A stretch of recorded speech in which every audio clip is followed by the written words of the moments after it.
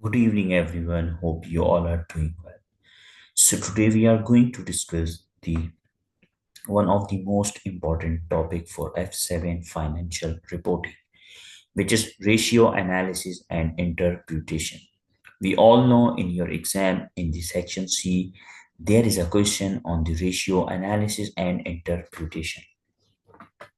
Even though I have promised to all the students that I will cover each and everything, there will nothing be left on the SBR and F7 playlist with concern to the lectures. In the previous lectures, we have covered the IAS and IFRS. There are few lectures left, but that are not based on the concept wise. That lectures will solely be based on past papers for your further preparation. All the concepts we have covered in the previous lectures have nothing to do with today's lecture, as ratio and interpretation is a different and a separate topic. So make sure you guys are attentive because this is one of the most important topic for your exam. It will be a deciding factor in your exam. Either you will pass or you will not make in this attempt. So be attentive before starting this lecture. This is ratio analysis and interpretation for F7 or FR students of ACCA. Ratio analysis and interpretation. Why ratio analysis and interpretation is most important? Let's start with the purpose of ratio analysis. Ratio analysis helps to assess profitability, liquidity, efficiency, and solvency of an entity. Okay, let's cover each of these aspects. Profitability means whether the organization is in a profitable phase or at a loss. Liquidity means how the cash flows of the entity is surviving. Either entity is going towards the going concern issues or there are events and conditions which may cast doubt on the entity's ability to continue as a going concern. Efficiency and solvency means company is going to bankrupt or redundancies. It allows comparison over time, trend analysis, and against competitors or industry averages benchmark. In simple words, this is about the analytical reasoning or analytical procedures. It assists stakeholders. Stakeholder means other than shareholders, those general public, those users which have direct or indirect interest towards the company, such as customers, suppliers, or other persons.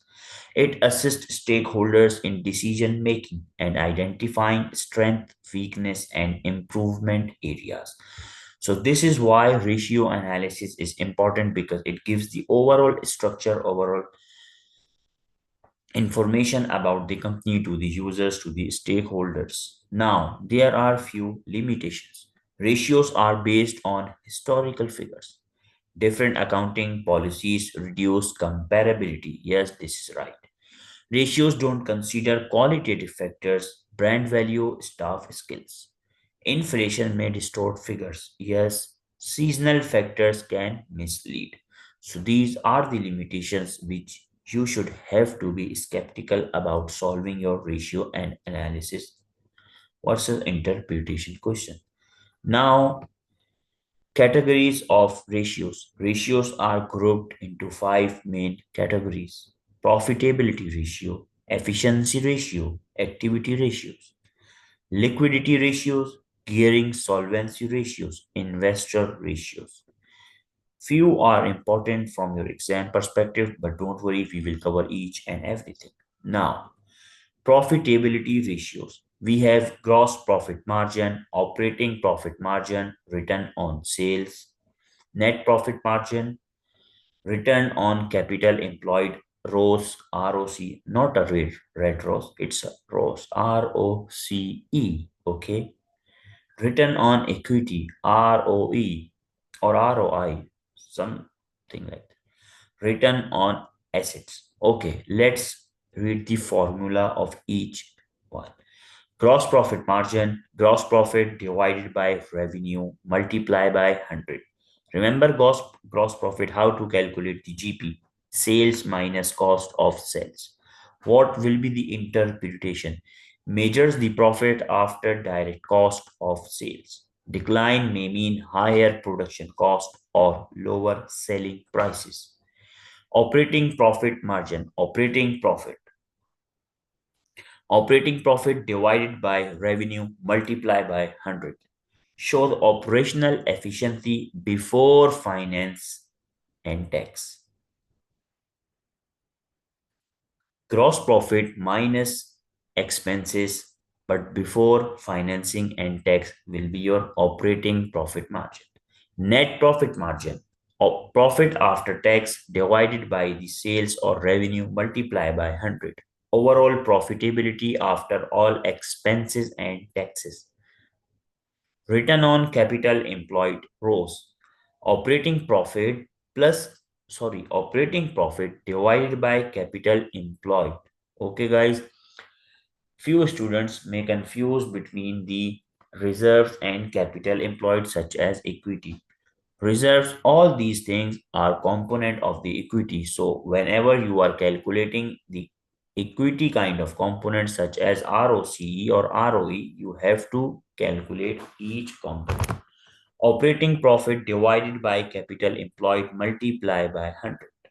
There is another formula. Capital employed equal to equity plus non-current liabilities. Interpretation, key measure for investors, higher ROS equal to more efficient use of capital. If the ROS percentage or ROS ratio is higher as compared to last year, it means the efficiency of the use of capital is valid or is accurate. Return on equity, profit after tax divided by equity, measures return for shareholder. This is for the returns of the shareholders. Return on assets, profit before interest and tax. Yes, this is more inclined towards the IFRS 18. Remember the new standard which replaces IAS1, because now in IFRS 18, we took the figure of PBIT. Profit before interest and tax divided by total assets multiplied by 100 gives you the ROA ratio. How effectively assets are used to generate profit. So these are the interpretation which you should have to write once you get these ratios. But don't worry, I have a separate sheet in which I have listed down all the interpretation and analysis. I will share in the WhatsApp group. So don't worry. Now we have efficiency ratios or activity ratios. Ratio inventory days or inventory turnover days. Same as receivable days, payable days, and asset turnover. Okay, inventory turnover days, inventory divided by cost of sales multiplied by 365. Why 365? In a year, there are 365 days. Average days inventory is held. High equal to overstocking, low equal to stock out risk. Receivable days, trade receivable divided by credit sales multiplied by 365. Average days customers to take to pay. Longer equal to cash flow issues. Why? Why the high level of inventory, like high days of inventory period and high days of receivables are at high risk? Let me give you an example. Let's say you have 20,000 rupees and you give them to your friend. And this is 1 year had already been passed, but your friend didn't pay that 20,000 amount to you. What do you think? Will this 20,000 remain the same? No, because of inflation, as we all know, TVM, time value of money, money loses its value over time. In the last year, that 20,000 can be used more efficiently as compared to this year because of inflation, because of other monetary policies. So this is why if our customer delay in payments, it will affect the efficiency ratio. Same goes for the inventory. If we have stock which are not going to sell for the longer term, such as they are still in our inventory in our warehouses, so it means there is an overvaluation of stock, and we all know we should have to record it at lower of cost or NRV. So there is a risk of NRV loss. Now, payable days. Higher payable days are actually good. Why? Because we have that cash which we should have to payable to the creditors. But now we are not going to pay because of any conditions. Maybe there is a contract between us, like me and the creditor. But if we have high payable days, so it's good for us. Why? Because we have that cash. Okay, let's see. Trade payable divided by credit purchases.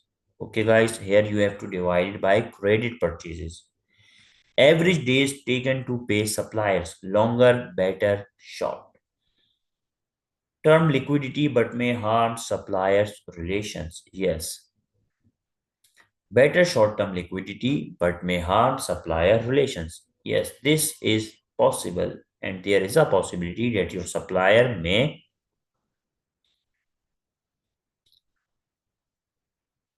Asset turnover, revenue divided by capital employed, measures how efficiently assets generate revenue. So now we have covered two kind of ratios. Now liquidity ratios, most favorite ratio of your examiner. Current ratio, current assets divided by current liabilities. Ideal benchmark between 1.5 to 2. Too high equal to idle. Assets too low, liquidity risk. Quick asset test ratio. Current assets minus inventory divided by current liabilities. Excludes inventory as it's less liquid. Ideal benchmark 1 1 is 1 is to 1 ratio. Okay, okay, guys, I have an important question for you. Let's say you have a client and they have a perishable inventory, and the inventory is going to result in an NRV loss, but the management is not going to record the NRV loss, as they are not going to record their inventory as per IAS2, lower of cost, or NRV. What do you think? What could be the possible reasons? Can anyone tell me, please? If you want to highlight this thing, you should have to comment down, because that.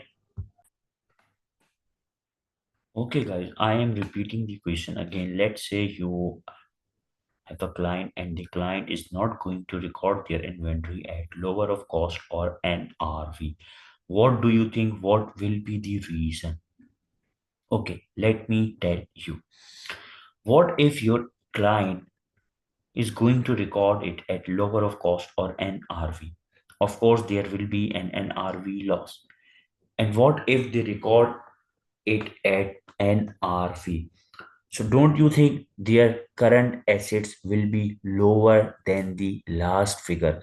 Let's say previously the current assets value were 100, but now the current assets value is 90 after incorporating the NRV impact. Now your client is going to acquire a loan, and for that the current ratio, can anyone tell me what will be the current ratio in this case? Let me give you an example again. The current assets figure is 90 and the current liabilities are 100. So it's up to you. You have to calculate the difference and tell me the logical reason. I have explained all the hints. Okay. Now cash ratio. Cash and cash equivalents divided by current liability. Strictest liquidity test, rarely used alone. Okay, now we have gearing solvency ratios. Please, guys, be attentive. Ratio, gearing ratio, formula debt divided by Debt plus equity. Again repeating, debt divided by debt plus equity.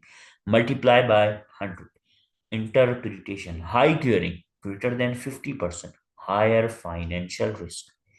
Debt to equity ratio. Debt divided by equity. Simpler debt equity measure. Interest cover.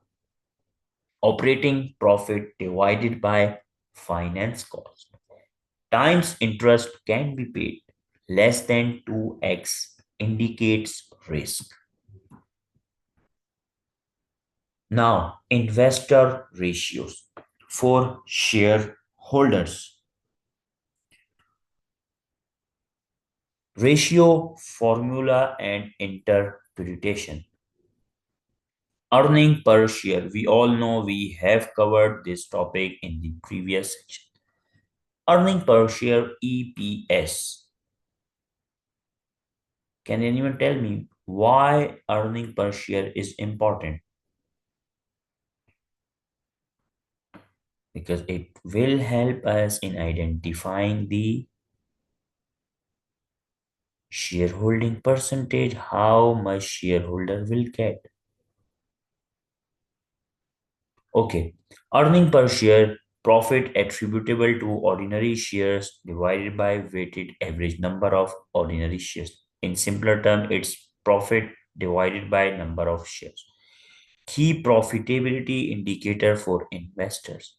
Price earning ratio, PE ratio, market price per share divided by EPS. High price earning per share equal to higher market expectations. Dividend yield and dividend cover. Dividend per share divided by market price per share, annual return from dividend as percentage of share price. Dividend cover, EPS divided by dividend per share. Number of times earning cover the dividend. Okay.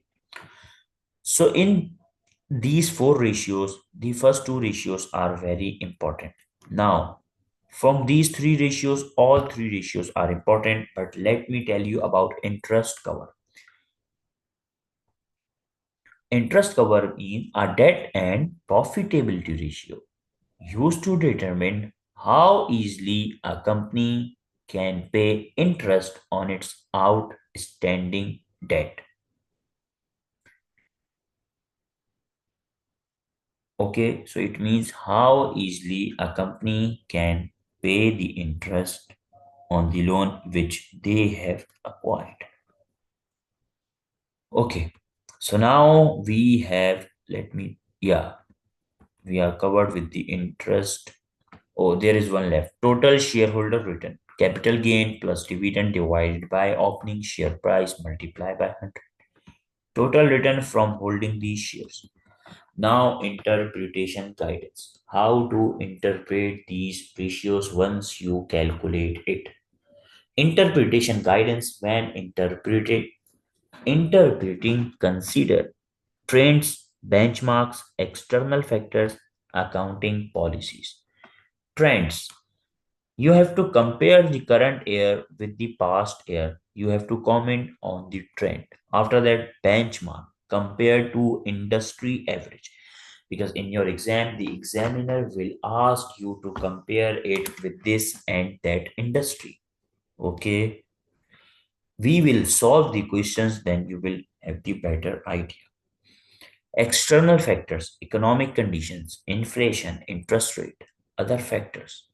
Accounting policies, different depreciation, inventory valuation, amortization, or revenue recognition methods such as point in time or over time affect comparability. Now, common exam real world pitfalls. Percentage with markup profit as percentage of cost. Using total sales when formula needs credit sales. Okay, guys, these are the important things. These have been extracted from the examiner comments. Again, repeating from start. Confusing margin percentage with markup profit as percentage of cost. Most of the students get confused between profit on markup or on margin. Margin means sales, markup means cost. Using total sales when formula needs credit sales. Okay, you have to be attentive. Using closing inventory instead of average inventory. Ignoring seasonal fluctuations in working capital. Interpreting ratios in isolation instead of looking at the overall picture means do not calculate or interpret your ratio based on the general terms. You have to consider the case specific factors. Now, full work example interpretation style. Company A summary. Let's say Company A GP margin fell from 40% to 30%. What do you think? Just do the brainstorming in your mind. Just pick the points. Why the GP margin is going to fail? First, you have to think how GP margin is calculated. It's sales minus cost of sales. So it means the cost is higher and sales price is lower. That's why GP gross profit is declining. Possible cost increase or selling price cut means decreases. Inventory days increase from 50 to 72 days. What could be the possible reason? You have inventory, it's not going to sell. That's why the inventory is still in your stock. That's why their days are increasing. Overstocking or slow sales. Receivable days increase from 30 to 45 days. Means you have give the goods and services to the customer on a credit terms and still the customer has not returned your payment. So now poor credit control. There is a high risk of bad debt that the customer may become bad debt or bankrupt. Current ratio dropped from 2 to 1.3. What could be the possible reasons? It's all in the numerator and denominator. All the answers of the ratios are in the numerator and denominator. If there is something decreasing because of numerator or because of denominator, then your interpretation will be revolved around that figure or that component. In the current ratio, we have current assets divided by current liability. Now you have to be skeptical which value is lower between them. Let's say current assets value is lower than the current liability. So your interpretation will be revolved around that. Gearing rose from 40% to 65%. What could be the possible reason? First, tell me the gearing formula. Look, this one. Debt divided by debt plus equity. Of course, it means we have acquired so many debts, so many loans. That's why debt equity ratio is higher. ROS dropped from 18 to 10% means not efficiently use of company's capital. Now, in the end, there is a conclusion. Company A faces declining profitability and increasing liquidity solvency risk. Management should investigate cost controls, review credit policy for pay receivables, and reduce reliance on debt for gearing ratio. Now, there are few important things which have been extracted from the examiner's report. Point number one or issue number one, workings are essential. Examiner feedback consistently highlights that missing or unclearly presented workings can cost students significant marks, even when answers are correct. Always show clear workings, whether in line, in tables, or separately. Not doing so can even nullify correct ratio answers due to mark scheme requirements. Scenario based interpretation. We all can calculate the ratios. Calculation of the ratio is not hard and fast rule. Even the class 6 student or the primary secondary student can calculate these ratios if he or she knows the formula. The main thing is interpretation analysis. You are not a PG student.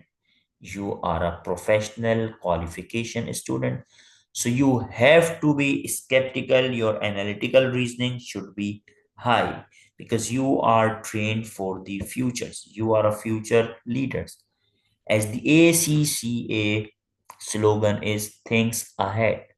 So you have to be skeptical. You have to be attentive. Scenario based interpretation in real exam scenarios, especially consolidation or group based questions. Candidates often lose marks by failing to incorporate scenario details or ignoring group specific information.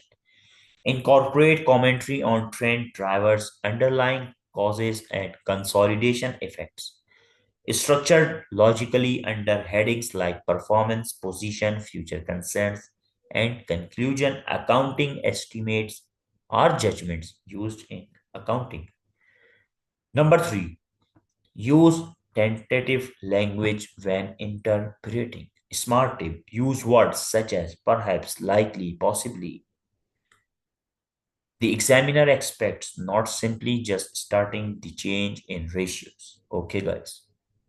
This shows maturity in interpretation and aligns with examiner expectations. Recommended additions to your notes. Best practice exam technique sidebar. Always show workings. Use scenario detail. These are the two important things, nothing else. Due to rising inventory days, perhaps sales are slowing. Structure ratio interpretation with headings. Mini example interpreting with scenario. Add a worked example that includes tentative language and groups the commentary. Performance, group profit margin fell from 40 to 32%, likely due to increased cost pressure or competitive pricing. Means there is another competitor who is going to sell the same thing on different price or at a better price. Maybe he or she is going to offer a discount. Position, inventory days increase from 50 to 72 days, possibly indicating overstocking or overvaluation or sluggish sales. Future risk, receivable days rising suggest potential cash flow strain if not addressed. Now, in the end, we have a conclusion. In summary, while the company remains profitable, the declining liquidity and efficiency trends suggest cautious monitoring and management actions. Highlight examiner emphasis on consolidation effects. Add a note. When interpreting group ratios, consider how consolidation, adjustment, goodwill, intra-group elimination affect comparability and overall ratio trends. This is a summary table which we have studied above. So now guys, we are done with interpretation and ratio analysis. If you guys have still any doubt or any queries about interpretation, feel free to ask. Ratio question is not that much difficult. The calculation is simple and straightforward. You just need to enter the data in the formula which we have discussed in this lecture. Once you identified the ratio, you have to comment, you have to interpret it with the prior year figures or with the industry average. Just pick the data. If there is a data of the industry, pick the data of the industry and start linking with the company's data. Why the company's ratio is going down or upward, whereas the industry ratio is stagnant or is also increasing or decreasing. This is how you have to link your answer. This is how you have to draft your interpretation. We will solve few questions so that you guys have better clarity and understanding on the ratio analysis and interpretation. Again, repeating, if you have any questions or any queries, feel free to ask. Also, I will upload the list of the interpretation of each ratio in the WhatsApp group link.